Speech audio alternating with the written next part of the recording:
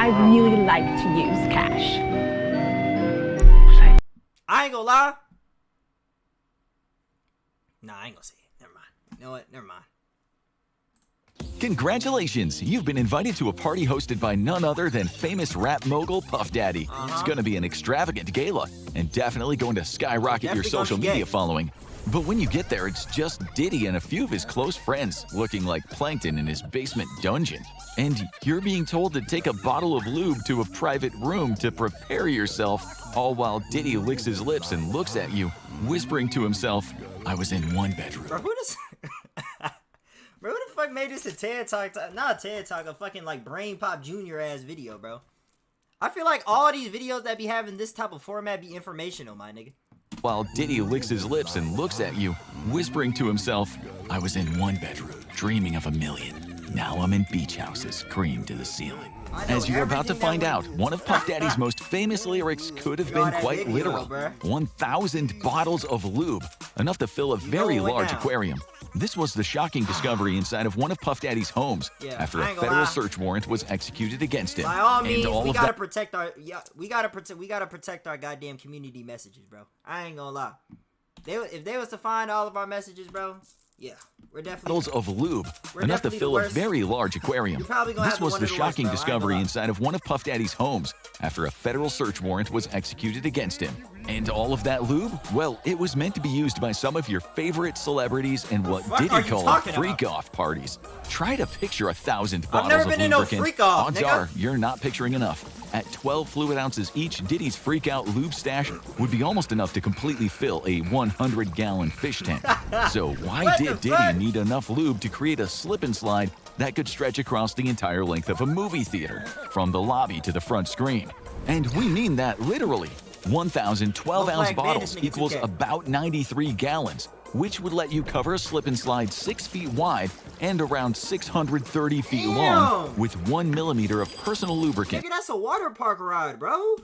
And around 630 feet long with 1 millimeter of personal lubricant, or a total surface area of almost 350 meters. I ain't gonna lie, bro. You a dedicated ass nigga. Whatever channel this is, you are a dedicated... Oh, the infographic show. Oh, like, this genuinely his job. Okay, never mind. I ain't gonna lie. I ain't gonna lie. Slip and slide 6 feet wide and around 630 feet long. The fact that he actually did the math on, like, how many centimeters is within the baby oil, bruh, is kind of actually crazy. I ain't gonna lie. 1 millimeter of personal lubricant, or a total surface area of almost 350 meters. At Diddy's movie theater, you could slide in the front. Was there to and fucked this nah all the way up at emotes and everything. I ain't gonna lie. If King Nazir, I wouldn't be surprised if King Nazir was there. I feel like the only person that could have really shut shit down there was Kevin Gates. I feel like he could have been Diddy Kryptonite, if I'm being honest.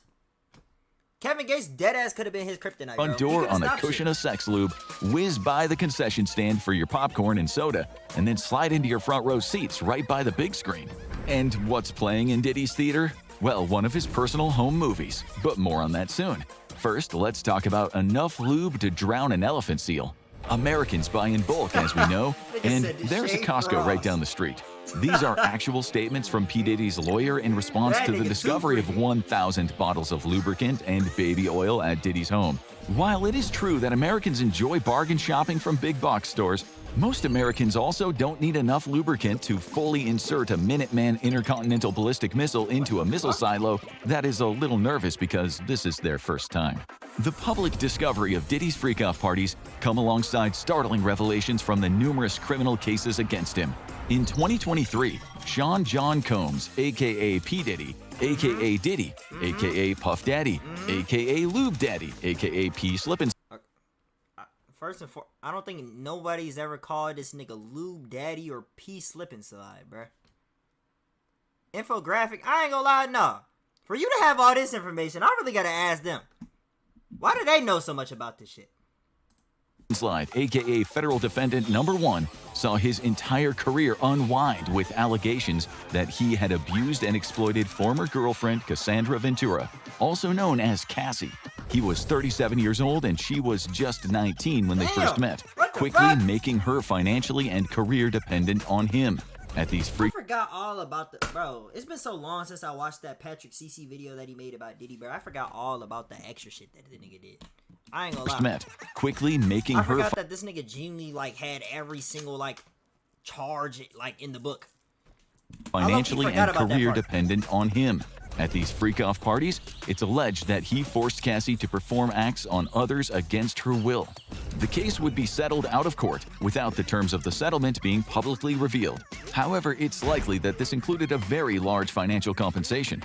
There's no word on compensation for Diddy blowing up Kid Cudi's car after he became enraged to discover that Cudi had been dating Cassie.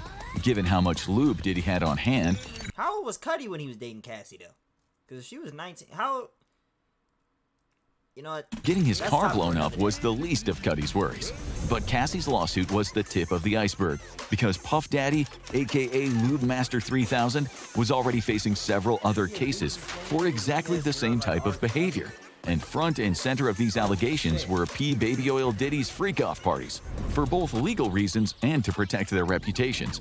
It has become incredibly difficult to get solid details on what exactly went on at these This nigga say y'all niggas think I'm trolling too.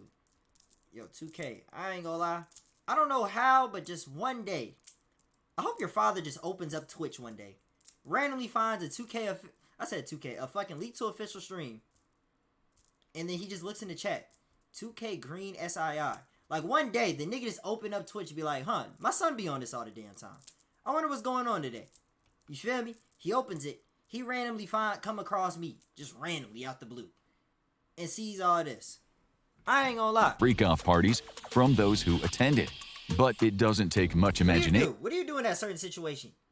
Your Yakuza daddy, your bald black daddy, walk in there, walk into your room, saying he just now getting on Twitch. Who is this streamer right here? And shows you the messages of yourself.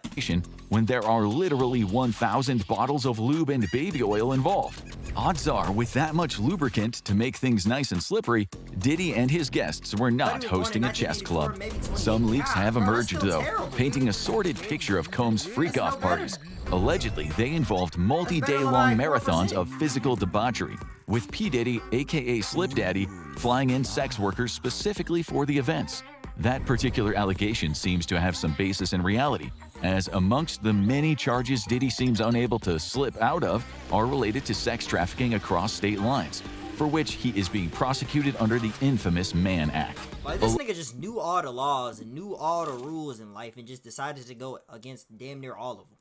Allegedly, Diddy's flesh fests would begin after his famous white parties, which would attract major celebrities such as Leonardo DiCaprio and Mariah Carey.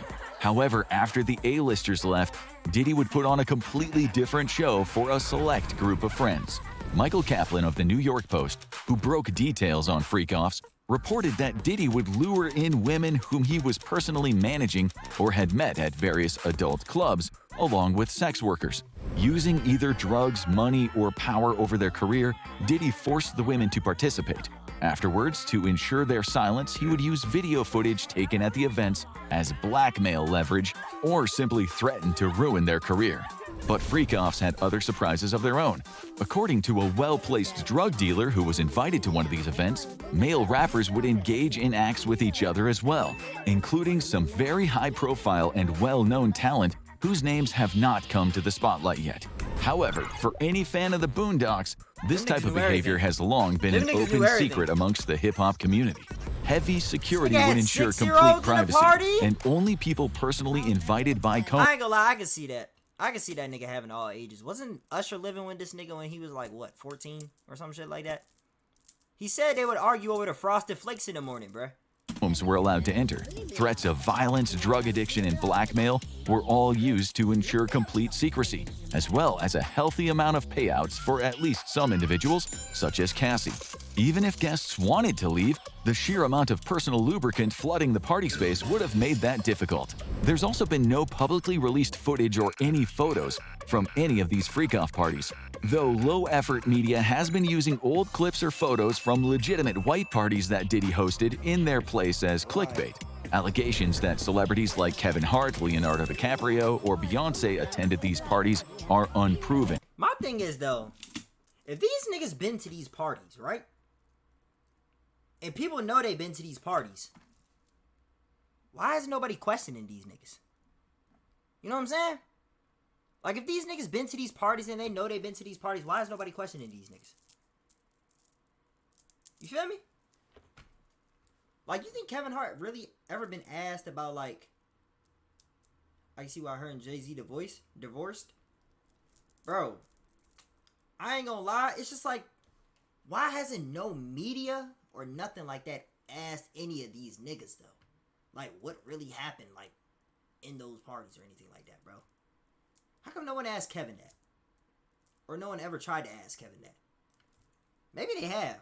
I don't know, but and feel like rely I've never entirely seen on no, photos like, and videos interviews of them with nobody at saying known nothing white about it. parties. Combs is, at the time of writing, behind bars at the Metropolitan Detention Center after being labeled a flight risk.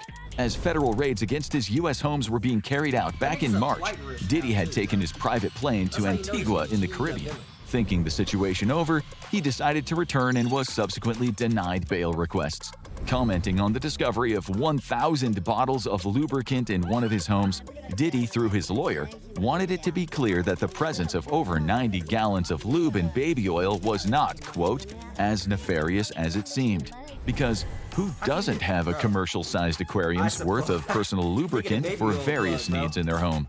Sean Slippery Combs is facing some serious jail time for the charges against him, even as the details of freak-off parties remain tightly under wraps by federal prosecutors. At a minimum, Combs faces 15 years in prison, though it's possible he could spend the rest of his life in prison if the federal sex trafficking charges are proven, along with a $250,000 fine. The real question is, how do federal authorities hope to keep a man behind bars who has spent so much of his life steeped in gallons and gallons of personal lubricant now slip into this video, the wealthy elite that own the world, or click this other vid instead? What is this? Well, what is this nigga's videos? Stay